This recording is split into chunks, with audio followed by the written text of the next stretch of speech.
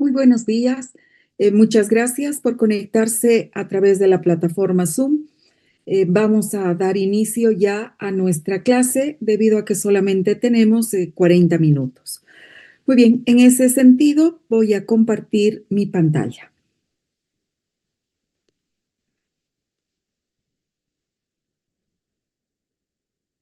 ¿Me confirman, por favor, que pueden ver mi pantalla?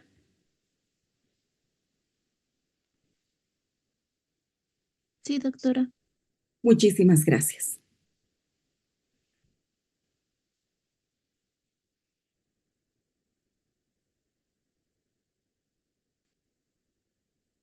Recording in progress. Muy bien. Entonces, vamos a comenzar nuestra clase. Esta primera parte ya la hemos visto con algunos de los grupos el día de ayer en la clase presencial, pero vamos a hacer un pequeño repaso, sobre todo para el grupo 7 que todavía no hemos visto esta parte. Vamos a comenzar lo que corresponde a la oxidación de ácidos grasos, pero para poder iniciar justamente con esta parte, debemos comenzar con la degradación de los triacilglicéridos. A nivel del tejido adiposo, la forma a través de la cual se almacenan los lípidos es justamente en forma de triacilglicéridos. Cuando nosotros hablamos de catabolismo de estos triacilglicéridos y por lo tanto de los ácidos grasos, lo primero que debemos hacer es iniciar el proceso de lipólisis a nivel del tejido adiposo, movilizando estos triacilglicéridos que se encuentran en el tejido adiposo.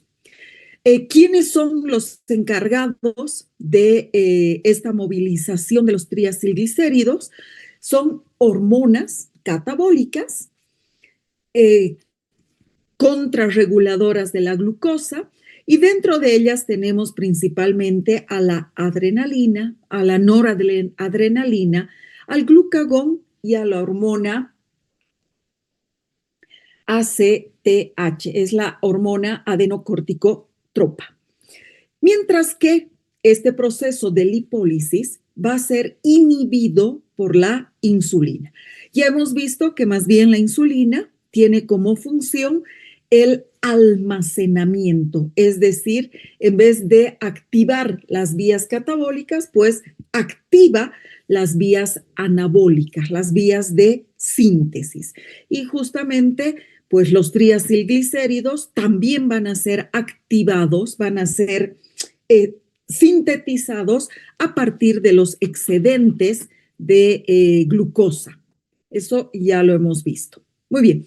¿Qué pasa con estas hormonas catabólicas? Con la adrenalina, la noradrenalina, el glucagón y la hormona adenocorticotrofa. Van a actuar vía adenosín monofosfato cíclico. ¿Y qué es lo que va a hacer el adenosín monofosfato cíclico? Lo que va a hacer es activarnos a esta proteína quinasa A. Y esta proteína quinasa A es la que va a permitir que las enzimas encargadas en la degradación de los lípidos, las enzimas lipolíticas, sean fosforiladas y por lo tanto, pues, estas enzimas sean activadas. Muy bien. Este proceso de degradación de los triacilglicéridos se produce a través de reacciones de hidrólisis secuencial. Es decir, que se va a producir paso a paso la degradación de los triacilgliceroles. ¿Qué es lo que vamos a tener? Vamos a acercar un poco la imagen.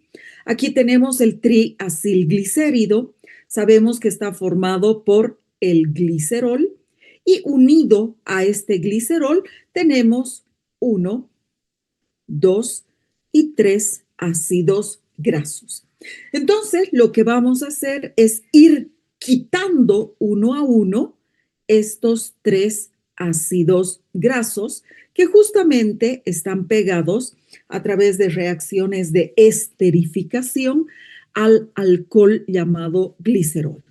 La primera reacción, partimos del triacilglicérido y lo que vamos a tener es la liberación de este primer ácido graso. Y vamos a tener un diacilglicérido con 2 ácidos grasos más el ácido graso libre. ¿Cuál es la enzima encargada de romper, de hidrolizar este primer ácido graso? Es la misma que ya la habíamos visto a nivel de capilares sanguíneos y que se llama lipoproteína lipasa, es la LPL.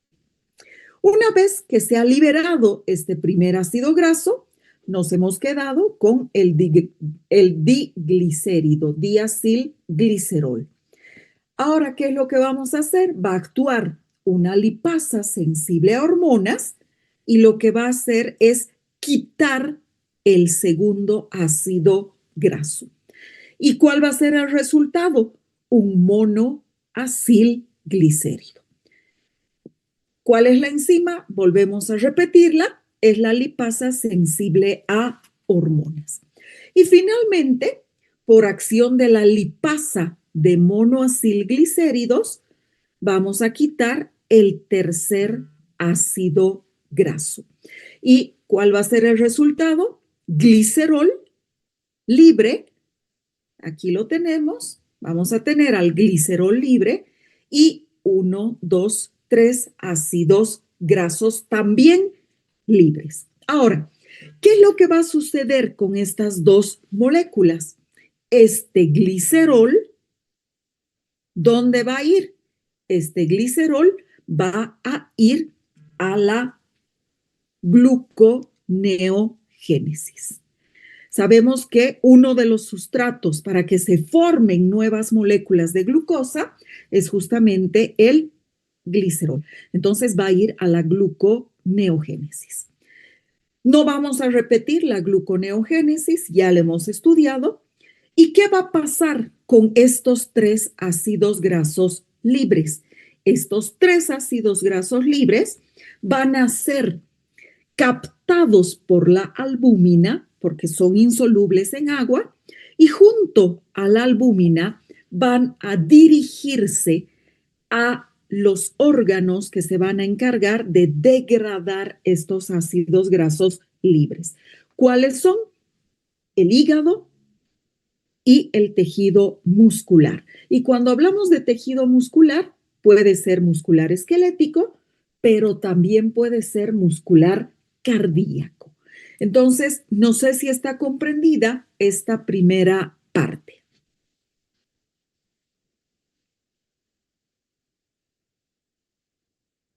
Sí, doctora. Perfecto. Sí, doctora. Como habíamos mencionado, este proceso está regulado por hormonas. Tenemos a la adrenalina, a la noradrenalina, al glucagón y a la adenocorticotropa, hormona adenocorticotropa. ¿Qué es lo que van a hacer? Van a activar a la adenosín monofosfato cíclica.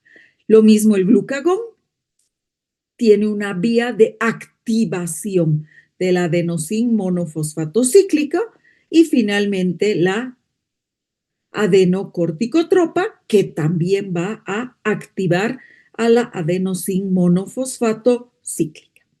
¿Qué pasa con la insulina? Y aquí ustedes pueden fijarse, en todos estos casos hay elevación, hay elevación, hay elevación de la adenosín monofosfato cíclica. Pero cuando actúa la insulina, esta disminuye. ¿Por qué? Porque la insulina inhibe la lipólisis. En cambio, las otras dos estimula, aumenta la lipólisis. Y finalmente, ¿qué pasa con el cortisol y la hormona del crecimiento? No actúan directamente sobre la adenosín monofosfato cíclica, sino que tienen más bien una acción indirecta. En endocrinología, esta acción indirecta se conoce con el nombre de efecto permisivo prolongado. ¿Qué quiere decir que el cortisol y la hormona del crecimiento tienen un efecto permisivo prolongado? Quiere decir que van a provocar que las células del tejido adiposo sean más sensibles a las acciones de estas hormonas, lo que va a permitir justamente que la adrenalina, la noradrenalina, el glucagón y la ACTH puedan actuar de mejor manera sobre las células del tejido adiposo y puedan provocar justamente la degradación de los triacilgliceroles. Entonces, es como si las prepararan a las células, el cortisol y la hormona del crecimiento, para que sean degradados los triacilgliceroles. No sé si está comprendido. Sí, doctora. Muy bien. Obviamente, en este proceso es muy importante la coordinación entre la lipólisis, es decir, la degradación de estos triacilglicéridos, la beta-oxidación, que es lo que vamos a ver enseguida, que se refiere a la degradación de los ácidos grasos libres, y la gluconeogénesis. ¿De dónde aparece la gluconeogénesis? Pues de la liberación del glicerol. Entonces, esta coordinación es fundamental para mantener la homeostasis energética, donde en el músculo, pero también a nivel del cerebro, ya sea a través de la gluconeogénesis, proceso que nos va a generar glucosa, pero también vía síntesis de cuerpos cetónicos. Entonces vamos a ver por qué esta lipólisis va a formarnos cuerpos cetónicos. Muy bien. La degradación de los ácidos grasos se realiza en 3 lugares. Tenemos el principal, la matriz mitocondrial, donde el proceso recibe el nombre de beta-oxidación. Y en la matriz mitocondrial vamos a degradar ácidos grasos de cadena corta y ácidos grasos de cadena media y también ácidos grasos de cadena larga. ¿Qué quiere decir? Ácidos grasos desde 4 hasta 18 átomos de carbono. A nivel de los peroxisomas, también se va a producir la beta-oxidación de ácidos grasos de cadenas muy largas, es decir, cadenas que van a tener 20, 22, 24 o 26 átomos de carbono. Y a nivel del retículo endoplásmico, vamos a tener lo que se conoce como la omega-oxidación. Este es un proceso que lo vamos a ver enseguida, un poquitito diferente y que tiene mucha utilidad, sobre todo cuando fallan cualquiera de estas dos vías metabólicas, ya sea la degradación en la matriz mitocondrial o cuando falla la degradación a nivel de los peroxisomas. ¿Dónde se produce? Principalmente las dos primeras, en el hígado, en el músculo esquelético y cardíaco. Estos son los principales órganos oxidadores de ácidos grasos, con excepción de la omega-oxidación, que difiere un poquitito y se realiza no en el músculo esquelético ni cardíaco, pero sí se va a realizar en el cerebro y también se va a realizar a nivel del riñón. Enseguida vamos a ver esto. Muy bien, entonces ahora vamos a comenzar con la degradación ya de los ácidos grasos. Los ácidos grasos han sido liberados del tejido adiposo y juntamente con la albúmina, vía sanguínea, pues han llegado a los órganos que van a ser encargados de degradarlos. Vale decir, al hígado o al tejido muscular esquelético o muscular cardíaco. Entonces, lo primero que tenemos es el transporte de ácidos grasos de cadena larga al interior de las mitocondrias. Es importante el mencionar que los ácidos grasos de menos de 12 carbonos son permeables a través de las membranas mitocondriales. Entonces, no necesitan los ácidos grasos de 4, 6, 8 y 10 átomos de carbono, pasan libremente a través de las membranas mitocondriales, tanto la externa como la interna. El problema está con los ácidos grasos que tienen entre 12 y 18 átomos de carbono.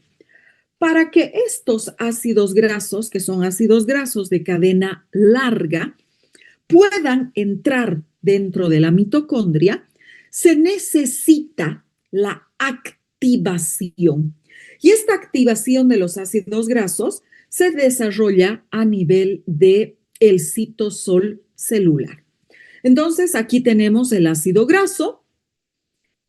Este es el grupo funcional carboxilo, el COOH, y aquí tenemos la cadena hidrocarbonada. Entonces, ¿qué es lo que va a suceder con este ácido graso? A nivel del oxidrilo del grupo carboxilo, se va a unir la coenzima A. Se va a producir una unión de la coenzima A. Para que pueda unirse, es una reacción enzimática, necesitamos una enzima que se llama la acilcoenzima A sintetasa. Y también necesitamos 2 ATPs y al ser una enzima que necesita un cofactor, tiene que ser siempre en presencia de magnesio. En este caso es un cofactor iónico, es un... no nos olvidemos que los cofactores pueden ser orgánicos y ahí tenemos a las coenzimas o pueden ser inorgánicos y tenemos a los metales inorgánicos. Entonces, en este caso, lo que necesitamos es magnesio. Una vez que se une la coenzima A, ¿qué es lo que se va a formar? La acilcoenzima A. Entonces, esta molécula en la que se ha unido la coenzima A recibe el nombre de acilcoenzima A. No se olviden de los triacilglicéridos. ¿Qué es lo que tenemos? 3 ácidos grasos. Eso es lo que se conoce como el acil. Entonces, aquí tenemos la cadena hidrocarbonada y tenemos la coenzima A. Y se forma la acilcoenzima A. Una vez que se ha formado la acilcoenzima A, ¿dónde se encuentra la acilcoenzima A sintetasa? Se encuentra en la membrana mitocondrial externa. Entonces, vamos a recordar qué es lo que pasa. Los ácidos grasos tienen que ser activados a sus derivados acilcoenzima A. ¿Dónde? En el citosol celular. Esta activación se realiza gracias a la acilcoenzima A sintetasa. ¿Dónde se encuentra la acilcoenzima A sintetasa? A nivel de la membrana mitocondrial externa. Y este proceso requiere ATP y magnesio. Entonces, ya hemos formado la acilcoenzima A.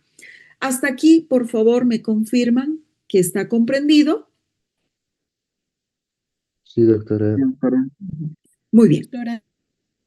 ¿Qué vamos a hacer ahora? Lo que vamos a hacer ahora es provocar que estos ácidos grasos puedan ingresar a la mitocondria. Entonces, vamos a acercar la imagen. Aquí tenemos una mitocondria. Este recuadro significa que esta parte de la mitocondria es la que tenemos en la imagen. Aquí está el citosol, membrana mitocondrial externa, espacio intermembrana y membrana mitocondrial interna. Y aquí está la matriz mitocondrial. Muy bien. Entonces, ¿qué es lo que tenemos? Lo que nosotros tenemos, disculpas, lo que nosotros tenemos, pues, es, aquí está, la acilcoenzima A. Esta es la cadena carbonada lateral. Aquí tenemos el carbono unido por doble enlace al oxígeno y aquí está la coenzima A. Entonces, este es el grupo carboxilo. Y aquí está la coenzima A. ¿Para qué hemos activado a este ácido graso? Para que pueda actuar la carnitina. Este proceso que permite que este ácido graso atraviese estas dos membranas y entre a la matriz mitocondrial, recibe el nombre de lanzadera de carnitina. La carnitina, como vamos a ver enseguida, es un aminoácido no proteico que se encuentra presente en la membrana mitocondrial externa. Y esta carnitina es la que va a ingresar al ácido graso y va a ingresar desplazando a la coenzima A. Entonces va a desplazarla, la coenzima A sale y la carnitina ocupa su lugar. Entonces, ¿qué es lo que nosotros tenemos? Voy a quitar tantas flechas y líneas que he hecho. Entonces, aquí está la coenzima A, sale la coenzima A y la carnitina ingresa a este ácido graso. Y esto permite que el ácido graso ingrese a través del transportador de carnitina al espacio intermembrana, atraviese por el transportador de carnitina la membrana mitocondrial interna y aparezca en la matriz mitocondrial. Entonces, esta carnitina es la que en última instancia hace que el ácido graso atraviese las membranas mitocondriales y entre a la matriz mitocondrial. ¿Qué va a suceder en la matriz mitocondrial? Va a suceder lo contrario. Es decir, aquí está el ácido graso unido a la carnitina. En la matriz mitocondrial tenemos coenzima A y lo que va a pasar ahora es lo contrario. La coenzima A va a sustituir a la carnitina y la carnitina va a ser liberada como carnitina libre. ¿Para qué? Para que nuevamente salga hacia la membrana mitocondrial externa y esté lista para volver a meter un nuevo ácido graso. ¿Y qué es lo que tenemos? El ácido graso activo. Nuevamente tenemos el acil o la acilcoenzima A. No sé si está comprendido. Sí, doctora. Muy bien. Entonces, ¿qué es lo que tenemos? Para resumir, que los ácidos grasos tienen que ser activados antes de ser catabolizados. Ya hemos dicho en presencia de ATP y coenzima A. y por acción de la acilcoenzima A sintetasa de ácidos grasos de cadena larga.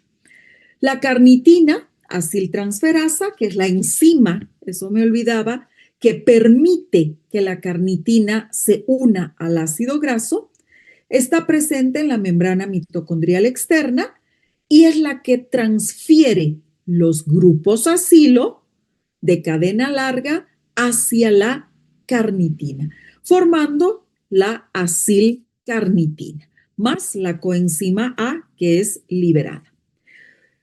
Esta molécula es capaz de atravesar las membranas mitocondriales y una vez que está en la matriz mitocondrial, se producen las reacciones inversas, regenerando la acilcoenzima A, que es esta molécula. Muy bien, ¿qué vamos a hacer ahora con la acilcoenzima A? Ya está dentro de la mitocondria, entonces se va a producir la beta oxidación. Vamos a hacer un ejemplo de qué es lo que sucede y vamos a comenzar con un ácido graso que no sea muy grande. Vamos a hacer con un ácido graso de 10 átomos de carbono. Entonces, ¿qué es lo que tenemos? Tenemos aquí 10 átomos de carbono, la acilcoenzima A con 10 átomos de carbono. Este proceso de beta oxidación es un proceso cíclico que consta de dos reacciones de oxidación, una hidratación y una disociación.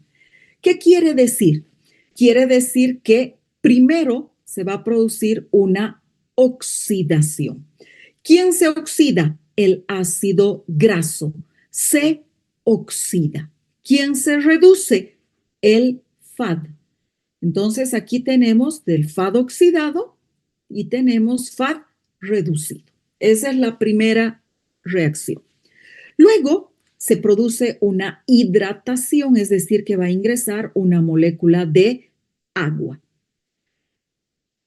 A nivel del carbono 2, este es el carbono del carboxilo y aquí es donde se va a producir la ruptura. Por eso es beta oxidación. Comenzamos el carbono 1, siempre es el carbono donde está el carboxilo. Entonces, a nivel del carbono 2 se va a producir la ruptura. Tenemos la segunda oxidación. En este caso actúa el NAD. El ácido graso se oxida y el NAD se reduce. Y una vez que tenemos esta segunda oxidación, tenemos la disociación. Es decir, que todas estas reacciones van a permitir que se libere una acetilcoenzima A. ¿Cuántos carbonos tiene la acetilcoenzima A? Tiene 2. Lo que significa que esta acilcoenzima A que partió con 10 átomos de carbono, ahora tiene 8. ¿Por qué? Porque hemos perdido 2 átomos de carbono. Y nuevamente, esta de 8 va a sufrir oxidación, hidratación, la segunda oxidación y vamos a tener nuevamente la disociación. Se van a perder otros 2 átomos de carbono. ¿Qué es lo que va a suceder ahora? Esta molécula de 8 ahora tiene 6. Nuevamente, esta de 6 se oxida, se hidrata, nuevamente se oxida y se libera una de 2. Y esta que tenía 6 ahora tiene 4 átomos de carbono. Nuevamente, se oxida, se hidrata, se vuelve a oxidar y ahora tengo, como ya son 4 átomos de carbono, voy a partirlos a la mitad y voy a tener una de 2 más otra más.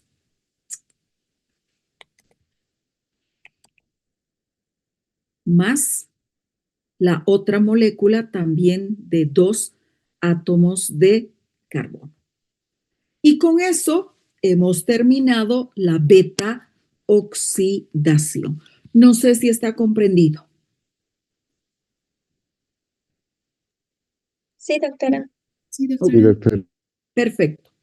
Entonces, ¿cómo sabemos cuántas vueltas tiene que dar este ácido graso? Vamos a ver. Hemos partido con un ácido graso de 10 y hemos dado 1, 2, 3, 4 vueltas. Quiere decir que la regla indica número de vueltas total de átomos de carbono entre 2, 10 entre 2, 5, menos 1. ¿Por qué? Porque en la última vuelta se liberan las 2. Entonces, 10 entre 2, 5, menos 1 son 1, 2, 3, 4 vueltas. Con un ejemplo más grande, vamos a ver la siguiente imagen. ¿Y qué es esta imagen? Esta imagen es el balance energético. Aquí estamos partiendo de una molécula de 16 átomos de carbono.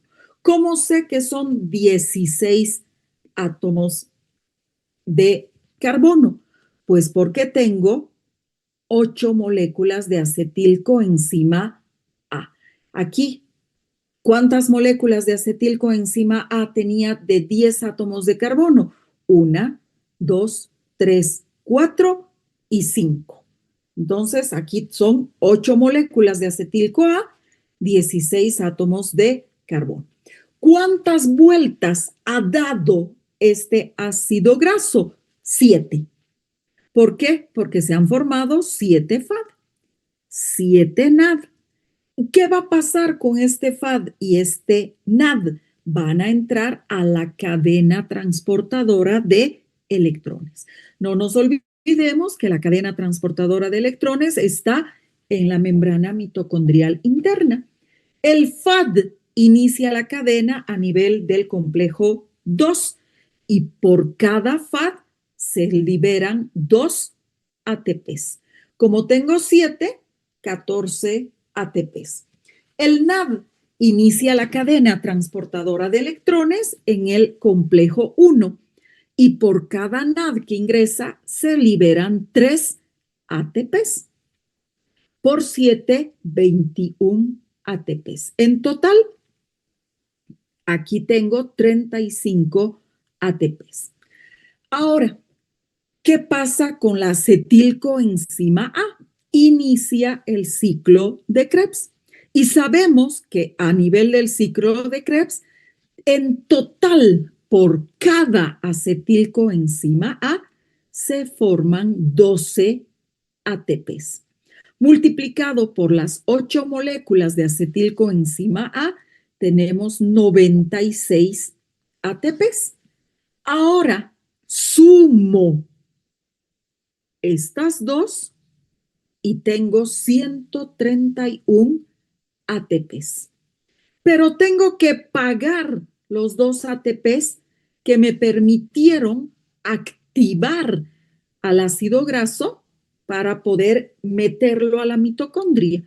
Por lo tanto, el balance total energético de la degradación de un ácido graso de 16 átomos de carbono es de 129 ATPs, muy por encima de los 32 ATPs que produce, por ejemplo, una glucosa en condiciones aeróbicas y muchísimo más por encima de una glucólisis anaerobia que solamente me libera 2 ATPs.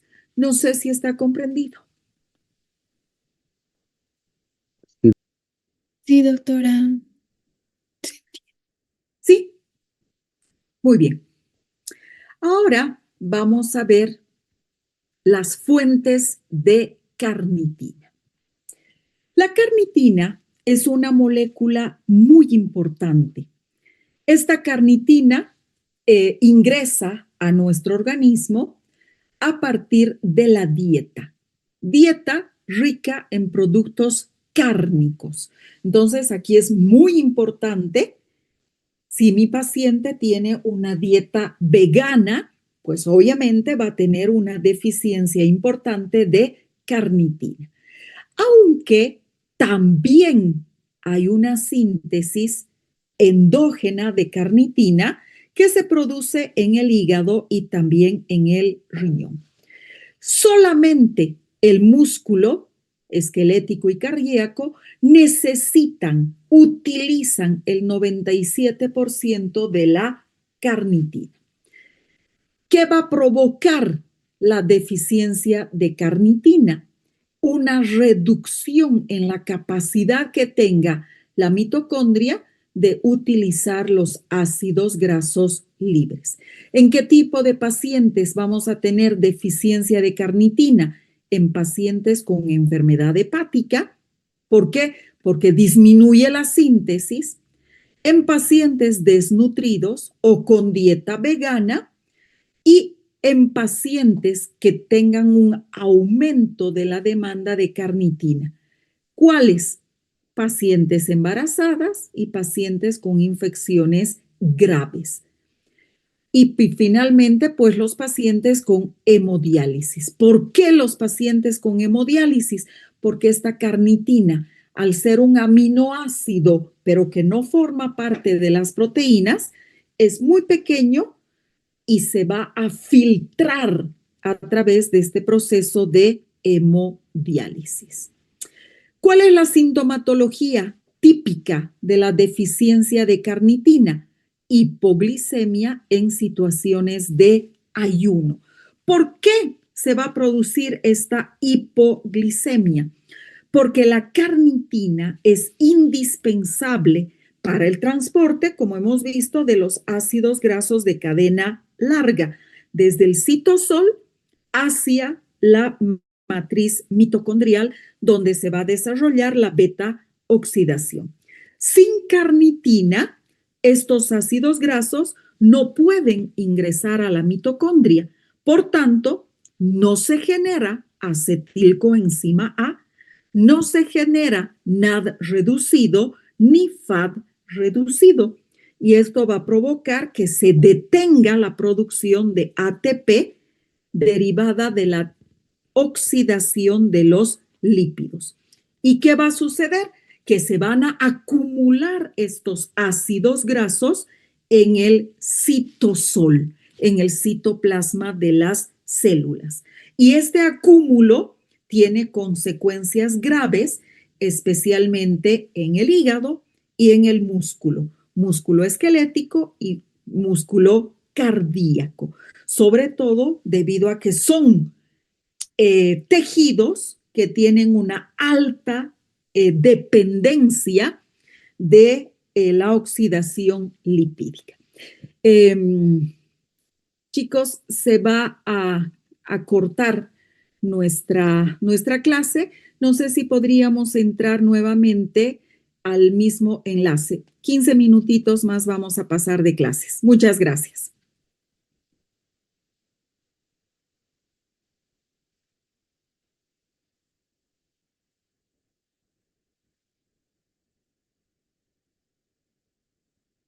Seguir hablando un poquitito de la carnitina. Entonces, como les estaba diciendo, esta carnitina es esencial, es muy importante. Permítanme compartir mi pantalla.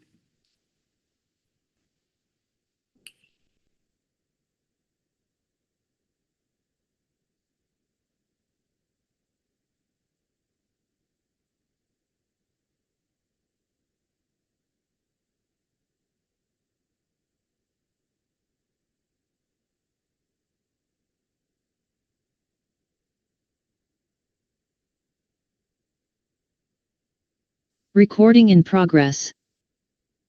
Muy bien. Entonces, ¿qué es lo que sucede? ¿Por qué, como consecuencia de la deficiencia de carnitina, el paciente va a tener esta hipoglicemia en ayunas.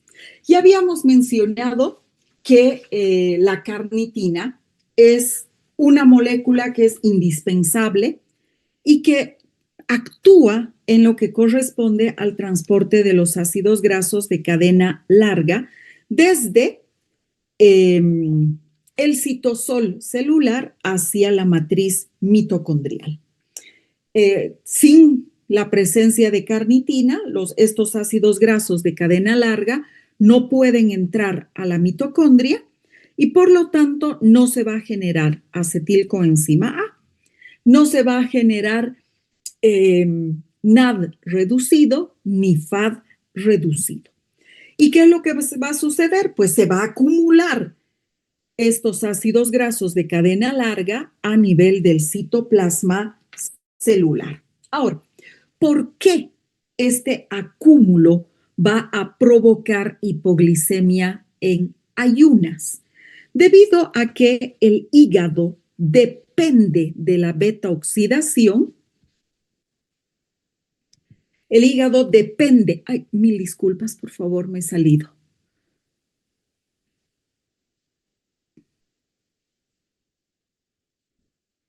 ¿Me confirman que siguen viendo mi pantalla, por favor? Sí, doctora. Sí, doctora. Sí, doctora. Muchas gracias. Entonces, ¿qué es lo que estábamos diciendo? ¿Por qué se va a producir la hipoglicemia en ayunas? Porque el hígado depende de la beta oxidación, pues primero, para obtener ATP, energía que es necesaria para la gluconeogénesis. No nos olvidemos que el proceso de gluconeogénesis es un proceso caro. ¿Por qué? Porque utiliza energía para la síntesis de glucosa. Todas las reacciones de síntesis gastan energía. Entonces necesitamos ATP para formar glucosa. Y también necesitamos generar acetilcoenzima A. ¿Para qué?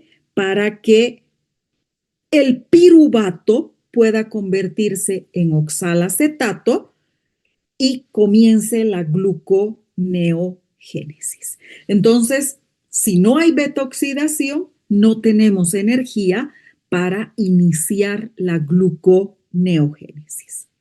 ¿Qué otra sintomatología se presenta? Esto es a nivel hepático. A nivel muscular, ¿qué es lo que vamos a tener? El paciente va a tener debilidad muscular, va a tener dolores musculares y finalmente se va a producir el colapso y la muerte del paciente. ¿Por qué?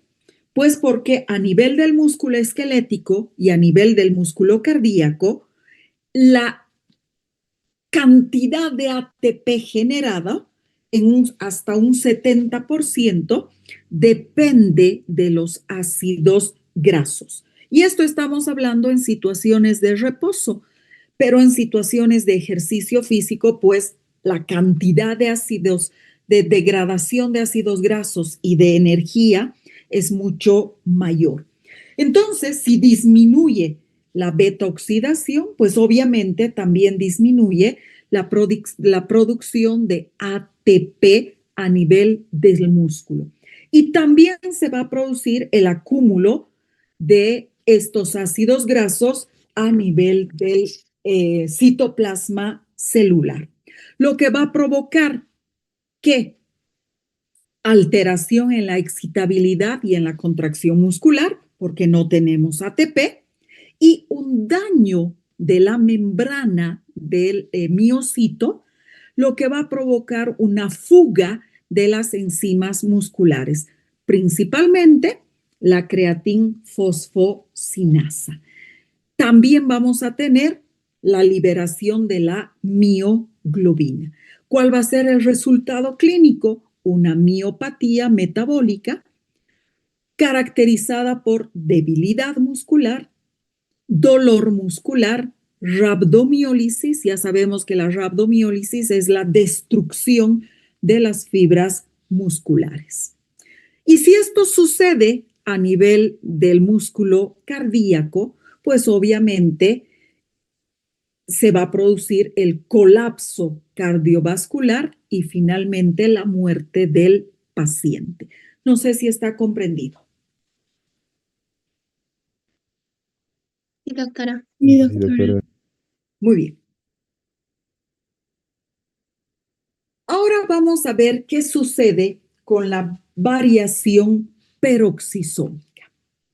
Esta variación peroxisómica es una variación que se va a producir a nivel de los peroxisomas y que va a permitir que los ácidos grasos de cadena muy larga, es decir, ácidos grasos de más de 20 o más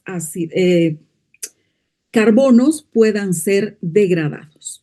Entonces, los peroxisomas sabemos que son órganos citoplasmáticos, orgánulos citoplasmáticos que contienen, estamos hablando de peroxisomas, que contienen oxidasas y catalasas, es decir, que permiten la degradación, o mejor dicho, la síntesis de peróxido de hidrógeno. Su función principal en el metabolismo de los lípidos es justamente la beta oxidación peroxisomal, es decir, la beta oxidación en estos peroxisomas, también conocida con el nombre de variación peroxisómica. El 30% de la oxidación total de los ácidos grasos se va a producir justamente como consecuencia de esta variación peroxisómica. Pero los órganos, las células que producen esta variación peroxisómica son ligeramente diferentes.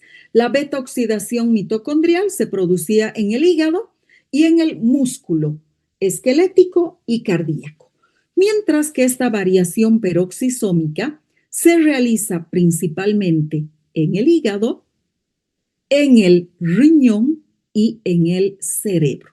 ¿Y por qué en el cerebro? Porque la mayor parte de los ácidos grasos cerebrales son ácidos grasos de cadena muy larga, más 20 o más átomos de carbono. Esta variación peroxisómica es muy importante para la degradación de ácidos grasos de cadena muy larga. ¿Cuál es la molécula que inicia esta variación peroxisómica? La misma. Es decir, que se va a producir primero la activación del ácido graso con la coenzima A. Entonces, inicia a partir de la acilcoenzima A. ¿Cuáles son las diferencias? Aquí tenemos la variación peroxisómica y la mitocondrial. Esta peroxisómica es para ácidos grasos de cadena muy larga.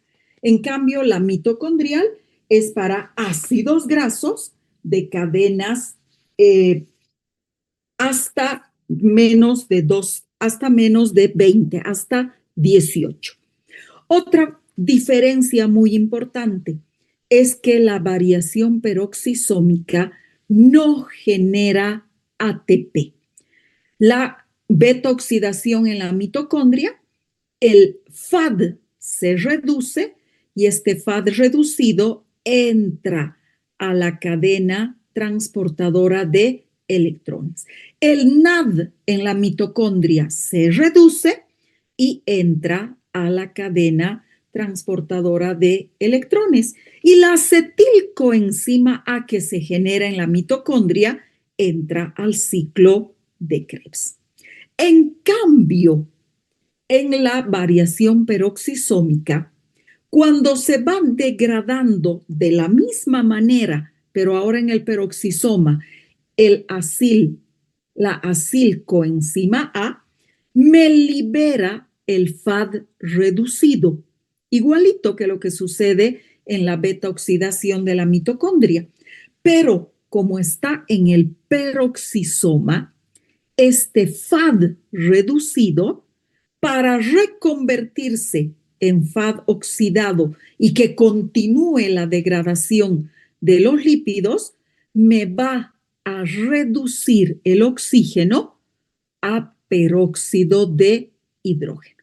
Y este peróxido de hidrógeno va a ser metabolizado por las enzimas catalasas. Entonces, de esa forma, vamos a mantener en el peroxisoma la cantidad suficiente del FAD. Lo mismo va a suceder con el NAD. El NAD es reducido y este NAD va a ser exportado hacia el citoplasma para que a nivel citoplasmático sea reoxidado y nuevamente entre al peroxisoma. ¿Y qué pasa con la acetilcoenzima A en el peroxisoma? Sale hacia el citoplasma celular y en el citoplasma celular va a ser utilizado de acuerdo a las necesidades de la célula. Entonces, como ustedes pueden ver, esta variación peroxisómica no genera ATP. Y esta variación peroxisómica es una oxidación parcial, es decir, que no me va a degradar el ácido graso hasta que desaparezca completamente, lo que sí sucede a nivel de la mitocondria, sino que de los, no sé, de los 26 átomos de carbono, esta variación peroxisómica se detiene cuando tenemos 8 átomos de carbono. Solamente la degradación es hasta octanoilcoenzima A. ¿Y qué pasa con este ácido graso de 8 átomos de carbono? Ingresa, es decir, sale al citoplasma y como es permeable, ingresa a la mitocondria para que complete su degradación a nivel mitocondrial. No sé si está comprendida esta variación peroxisómica. Por favor, me confirman. Sí, doctora. ¿Sí? Entonces, en pocas palabras, esta variación peroxisómica lo que hace es cortar los ácidos grasos grandes que la mitocondria no puede procesar. Eso es lo que va a hacer la variación peroxisómica. Existe una patología que se conoce con el nombre de adrenoleucodistrofia. ¿Qué sucede en la adrenoleucodistrofia? La adrenoleucodistrofia es una enfermedad que afecta justamente al peroxisoma. Es una enfermedad hereditaria ligada al cromosoma X y que va a provocar que el peroxisoma no sea capaz de romper estos ácidos grasos y metabolizar estos ácidos grasos muy largos, de 20 o más átomos de carbono. Por lo tanto, se va a producir un acúmulo de estos ácidos grasos de cadena muy larga a nivel del sistema nervioso, a nivel de las glándulas suprarrenales principalmente. Esto va a provocar una desmielinización del sistema nervioso central, una desmielinización cerebral y una insuficiencia suprarrenal grave. Los síntomas van a ser síntomas neurológicos discapacitantes como consecuencia de la desmielinización del sistema nervioso central. Esta adrenoleucodistrofia es una enfermedad que va a provocar una pérdida rápida de la motricidad y va a provocar la muerte en pocos años. Estamos hablando de las formas más severas entre los 4, los 8 años de edad, Hay otras formas que son menos agresivas y que van a provocar la muerte en adultos jóvenes o adolescentes. Entonces, es una enfermedad mortal, tarde o temprano. ¿Dónde está el problema? Hay una incapacidad genética para la fabricación de la proteína transportadora a nivel de la membrana peroxisómica, lo que va a provocar, ya lo habíamos mencionado, un acúmulo de ácidos grasos de cadena muy larga a nivel de la corteza suprarrenal y en el sistema nervioso central. ¿Cuál es el tratamiento preventivo? Trasplante de médula ósea o células madre hematopoyéticas. Esto va a frenar la progresión neurológica en etapas tempranas de la enfermedad. Actualmente hay una terapia génica que está siendo desarrollada, no está todavía a la venta, no está todavía en fase de aplicación en seres humanos, pero es una terapia que podría proporcionar a estos niños pues una calidad de vida mucho mayor y ojalá sea suficiente para lograr que la adrenoleucodistrofia sea curable. Actualmente es una enfermedad mortal. Entonces, como consecuencia del daño neurológico progresivo y la insuficiencia adrenal. No sé si está comprendida. Muy bien. Y para terminar, pues tenemos la omega oxidación. La omega oxidación es una vía alterna de degradación de los ácidos grasos, donde se produce en el retículo endoplásmico liso, tanto del hígado como del riñón. ¿En qué se diferencia de la beta oxidación? Entonces, vamos a ver un ácido graso para que ustedes me comprendan. Vamos a buscar dónde tenemos un ácido graso. Aquí tenemos un ácido graso. Entonces, este es el ácido graso, no importa si es saturado o es insaturado. Este es el carbono alfa. Este, obviamente, 2 es el carbono beta. Y este último, ya hemos dicho que se trata del carbono omega. Entonces, en la beta oxidación, el corte se produce aquí y luego aquí y aquí. Es decir, que en la beta oxidación, los cortes van en ese sentido. ¿Qué sucede en la omega oxidación? Los cortes se van a producir a partir de los últimos carbonos. Pero para poder yo cortar a este nivel, lo primero que tengo que hacer, pues, es oxidar este grupo metilo y que se vuelva carboxilo. Entonces, eso es lo que vamos a hacer en este proceso de omega oxidación.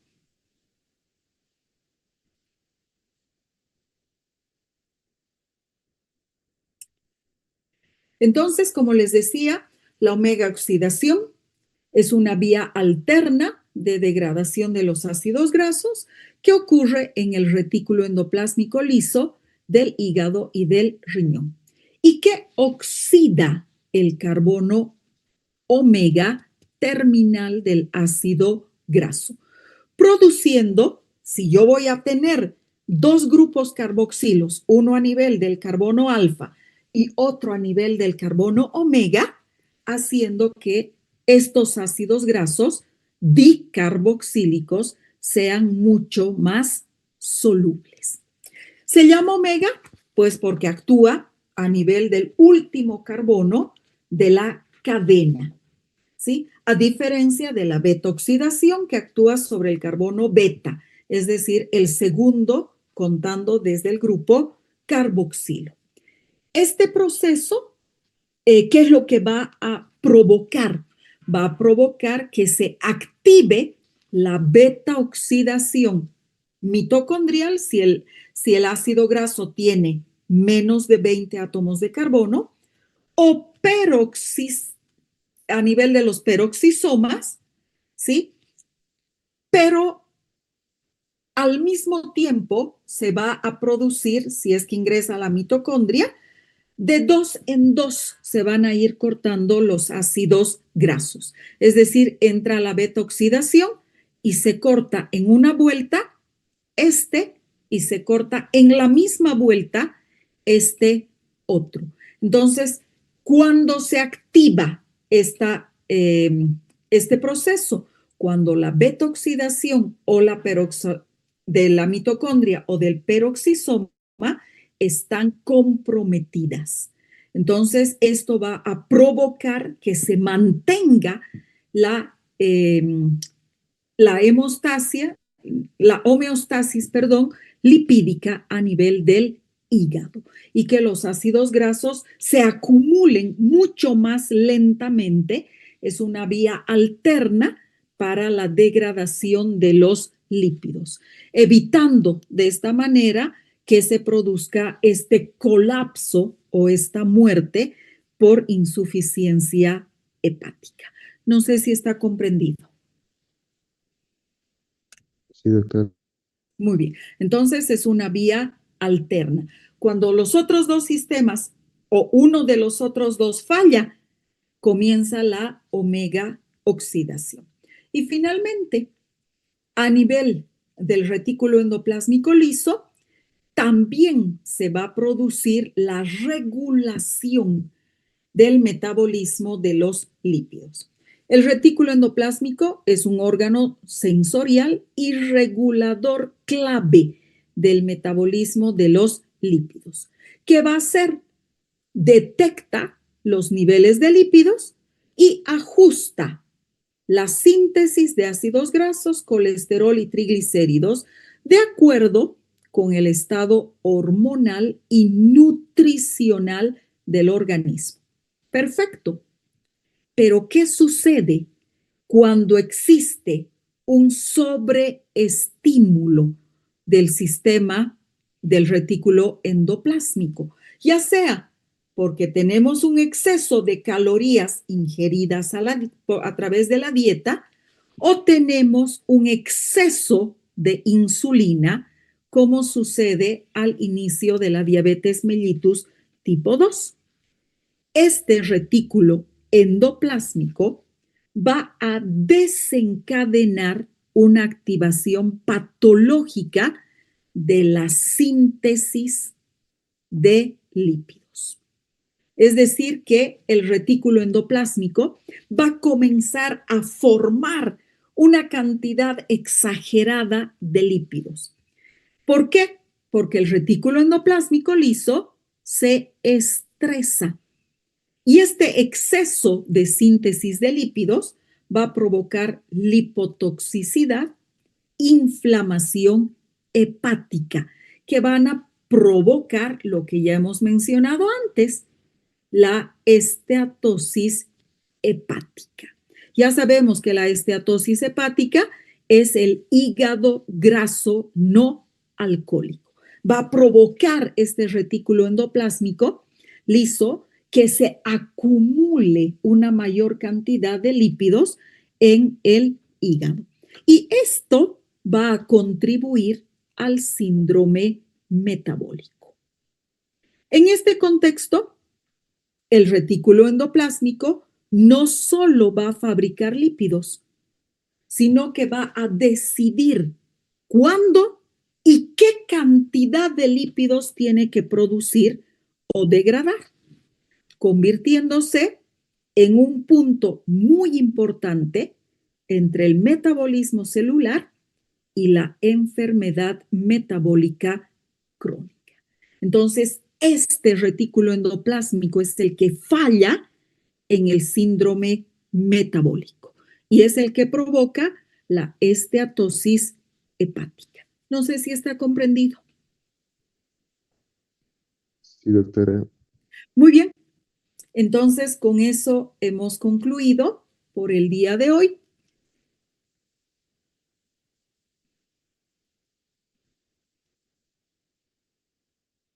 Recording stopped. Entonces, le decía que con eso hemos concluido por el día de hoy y el día lunes vamos a ver ya la síntesis y el metabolismo de los cuerpos cetónicos. Tengan un lindo fin de semana, cuídense y nos vemos el día lunes. Hasta luego, chicos. Hasta luego, doctora. Gracias. Gracias. Doctora, gracias. Gracias a ustedes. Hasta luego. Hasta luego, doctora.